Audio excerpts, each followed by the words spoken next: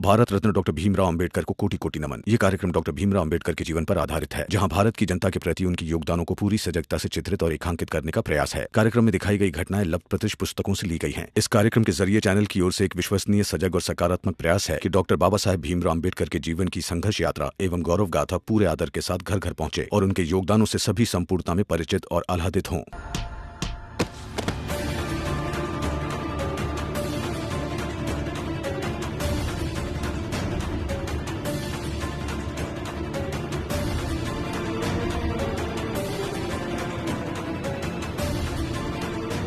चलो इसे पकड़ते हैं, शुद्धिकरण करवा लेंगे बाद में। अरे ये क्या कर रहे हैं आप? ये मत कीजिए।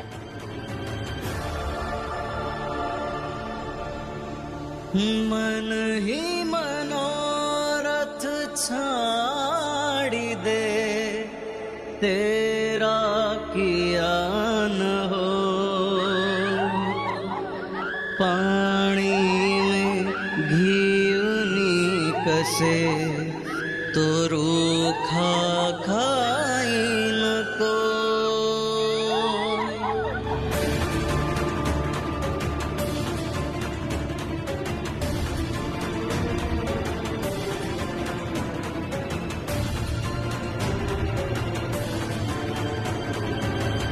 भीमराव, ये देखा तूने? ये है हमारा तरीका। तू और तेरी पत्नी रमा अगर बीच में दखलंदाजी ना करे तो बेहतर है। भीमराव, देखो देखो हमारा तरीका।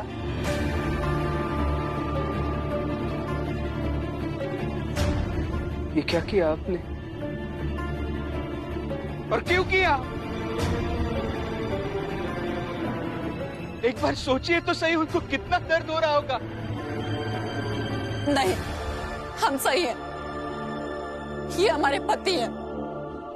ये मेहनत करते, पैसे कमाते हैं, तो अगर कभी गुस्सा आया तो मार भी सकते हैं। ठीक वैसे ही जैसे बचपन में हमारे माँ बाप मारते, तो इनको भी उतना ही अधिकार है कि हमें मार सकते। हाँ, आखिर शादी के बाद एक औरत का पति ही तो उसका अभिभावक होता है ना? शादी के बाद पति अभिभावक कैसे हो सकता है?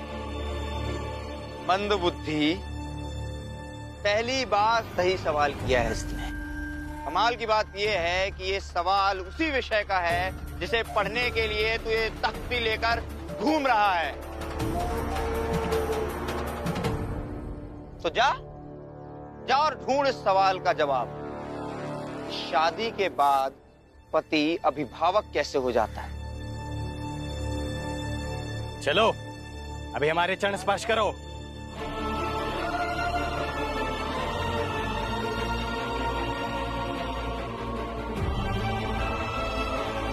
कल्याण वस्तु।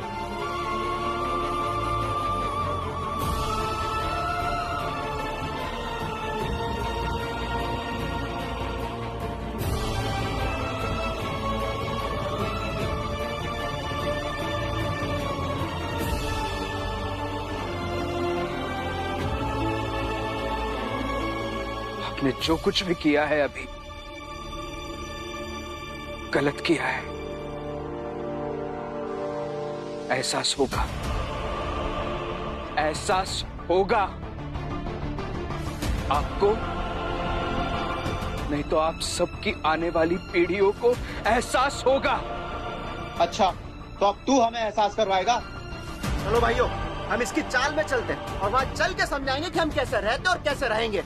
हाँ, बिल्कुल सही कह रहे हो। देखते हैं कौन रोकता है हमें और कौन समझाता है। चलो भाइयों, चलो।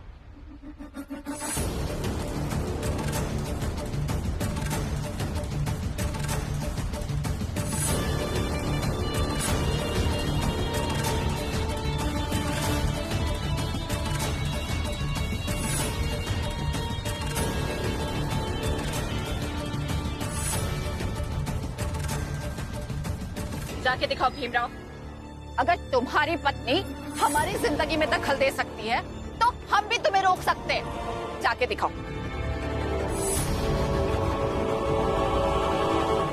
भीमराव, वहां चाल में तेरी बीवी, तेरा बाप, तेरे 2 भाई और तेरी भाभी और 1-2 लोग और तेरी बात क्या सुनते हैं, तेरा समर्थन क्या करते हैं कि तुझे ये भ्रम हो गया है कि सारी दुनिया तुझे सुनती है, तेरा समर्थन करती है। बेवकूफ है तू।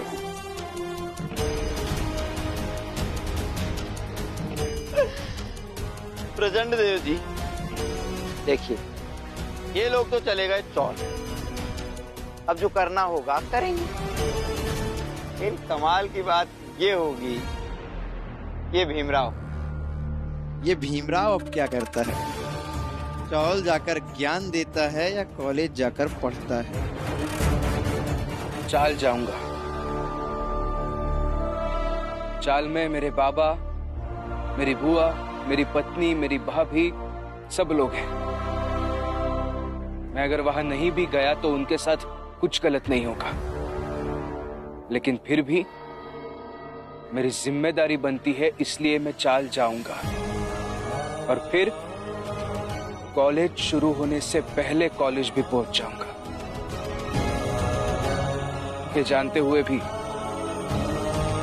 कि गुरुजी आज भी मुझे नहीं पढ़ाएंगे।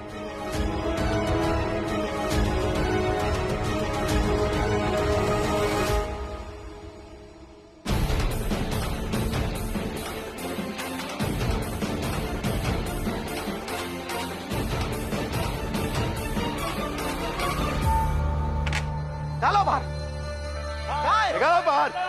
सरला, सरला, सरला, बाहर निकलो, बाहर निकल। सरला, कहाँ छुपा के रखा है? बाहर निकल। निकालो उनसे बाहर। कहाँ छिपा के रखा है? सरला, बाहर निकल।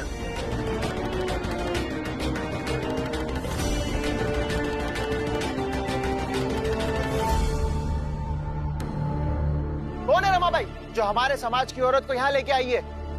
मैं हूँ रमा।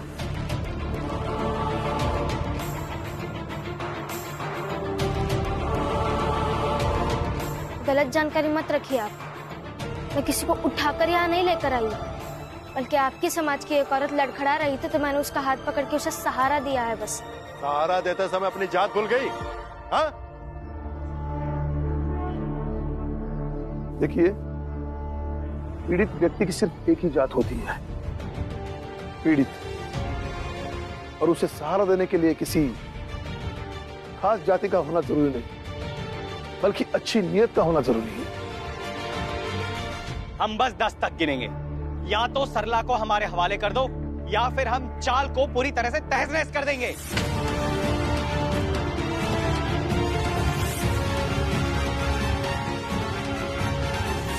ऐसे कैसे चाल को तहस-नहस कर देंगे?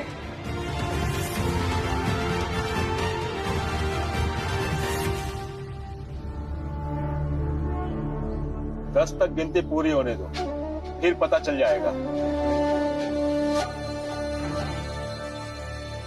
1, 2, 3, 4, 5, 6, 7, 8, 9, 10। हो गई गिनती पूरी। अब बताइए क्या कर लेंगे आप? मैं बताता हूँ तुझे क्या कर लूंगा मैं बताता हूँ तुझे।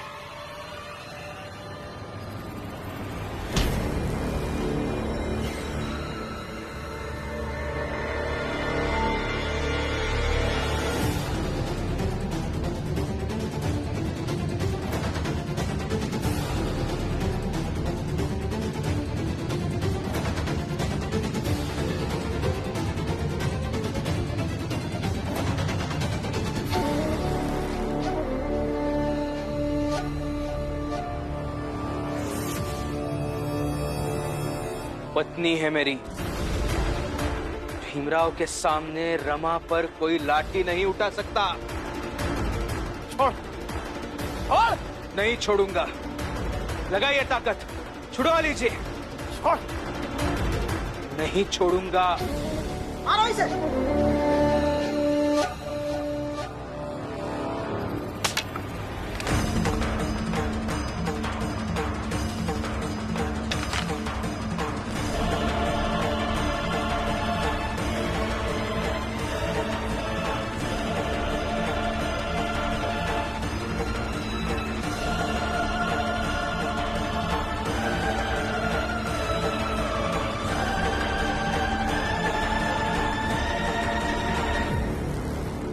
फौज का रिटायर्ड सूबेदार हूं।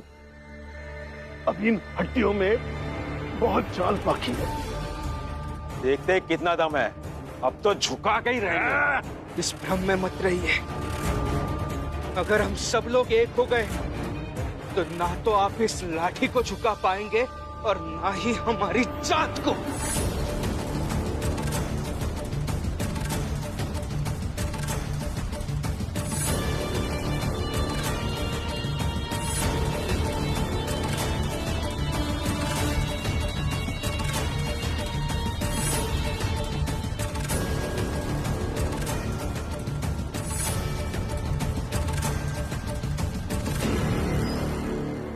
रुक जाइए आप लोग, मैं फैसला करती हूँ। क्या फैसला लोगी तुम?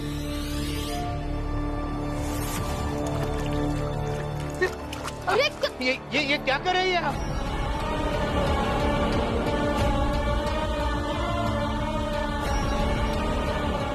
अगर मैं नहीं रहूंगी तो ये झगड़ा भी नहीं होगा। क्या? ऐसा मत कहिए। देखिए, ये सब मत कीजिए। जीवन से बढ़कर कुछ भी नहीं होता। आपने कुछ नहीं किया तो आप जान के देंगे। ऐसा मत कीजिए, आप क्या कर रही है? नहीं रमा, मेरा मर जाना ही अच्छा है, फिर ये झंझट भी नहीं रहेगा। ठीक है, फिर जब झंझट आपके और इनके बीच का है तो तेल और आग के खेल में इन्हें भी शामिल कर लीजिए। अपने साथ साथ इन्हें भी जला दीजिए। कैसी बातें कर रही हो तुम रमा?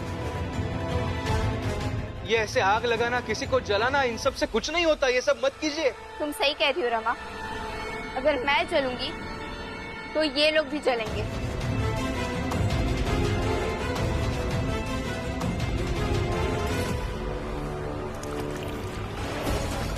ये क्या कर रही है आप? देखिए, हक की लड़ाई में आग लगाकर जलाने की बात मत कीजिए।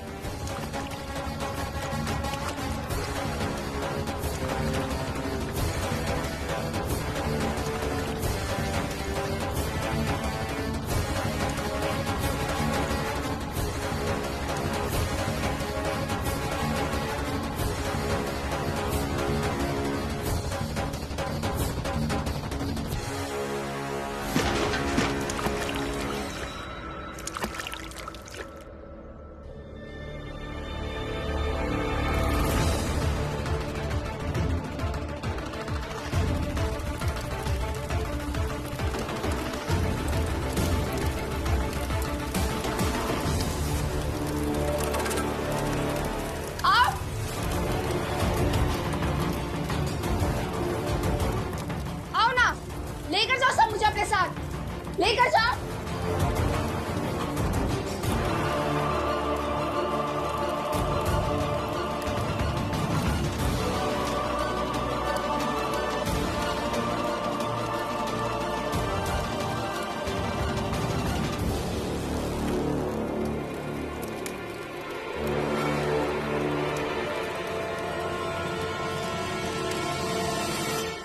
सरला जी, गलत किया आपने।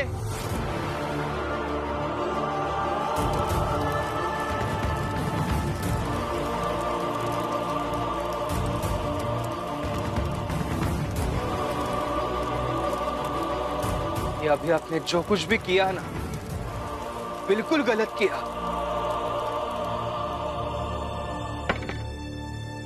कुछ गलत नहीं किया मैंने, बल्कि उनको भगाने का एक यही तरीका था।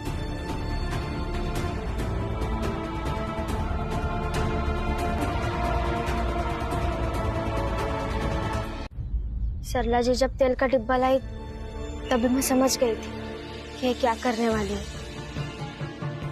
भीम, अब समझ में आया? सरला ने ये सब जानबूझकर किया ताकि उसके सास ससुर यहाँ चाल में आके नौटंकी ना करें। लेकिन वैसे सही समय पे सही फैसला लेके आज आपने बहुत हिम्मत का काम किया है। हाँ, मुझ में इतनी हिम्मत इसीलिए आई क्योंकि रमा ने मुझे समझाया कि हर समय चुप रहकर पीछे हटकर जीना सही नहीं। और आज पहली बार मैं आगे बढ़ी और वो लोग पीछे भाग गए।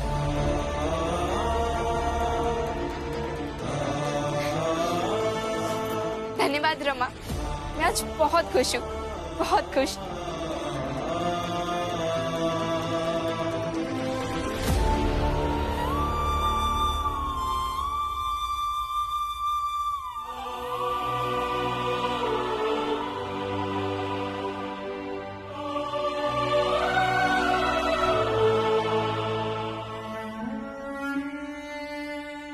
ये सब उस रमा और भीमराव की वजह से हुआ है।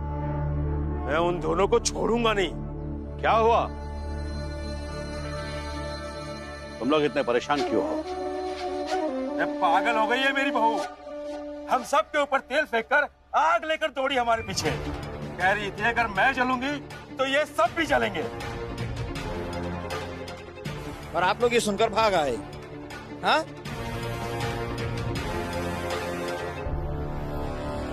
पागल बहू नहीं हुई, पागल बना गई है आप सबको। अरे कुछ नहीं करती वो, मूर्ख बना रही थी, डरा रही थी आप सबको।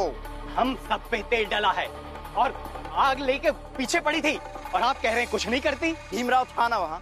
हाँ, तो कुछ नहीं होता।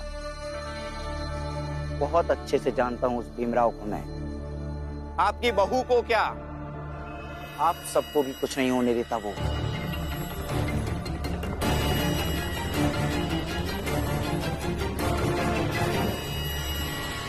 का मतलब उसने हम सबको बेवकूफ बना दिया। हाँ। अरे मेरी बहू तो बहुत सीधी थी, ये तो भीम और रमा ने मिलकर उसे ऐसा बना दिया है। और इसलिए उसने आप लोगों को डरा कर वहां से भगा दिया और आप लोग डर कर वहां से भाग कर चले आए। कोई बात नहीं, एक काम करो, अब आप लोग उसे डरा कर घर वापस ले आओ। मतलब? ऐसा डर? मैं कुछ समझा नहीं। एक औरत का सबसे बड़ा डर यह होता है कि उसका पति कहीं उससे छिन ना जाए। आप लोग एक काम करो, आप लोग उसके पास जाओ और कहो कि कल शाम तक अगर वो नहीं आई तो आप लोग अपने बेटे की दूसरी शादी करवा दोगे।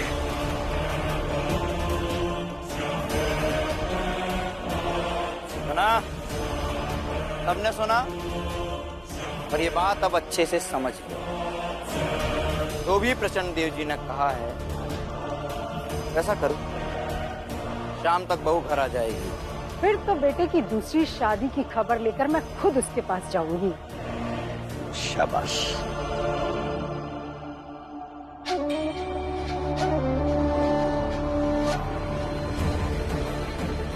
तब तक मैं कॉलेज जाता हूँ। भीम को लेकर ड्रामा तो वहां भी चल रहा है ना।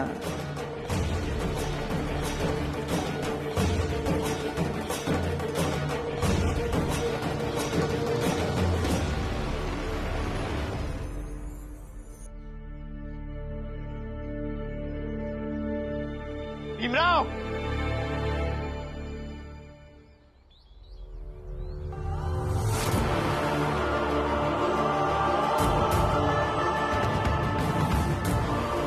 कल भी समय पर इसी कॉलेज में आऊंगा, फिर चाहे ये लोग मुझे पढ़ाए या ना पढ़ाए। मैं सोच रहा था कि समाज में कर्तव्य और अधिकार का विभाजन बराबर बराबर होना चाहिए। संतुलन के लिए कर्तव्य और अधिकार पूरी तरह से परिभाषित हो और समाज का हर आदमी उसे समझे।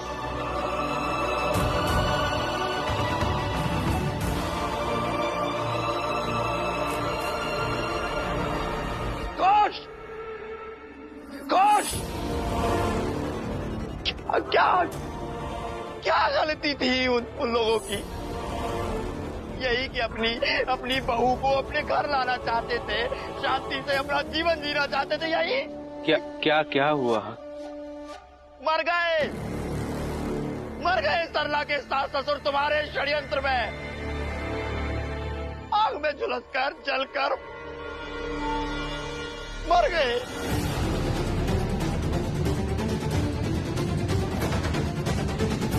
मर गए? नहीं, मारे गए हैं तुम्हारे द्वारा भीमराव।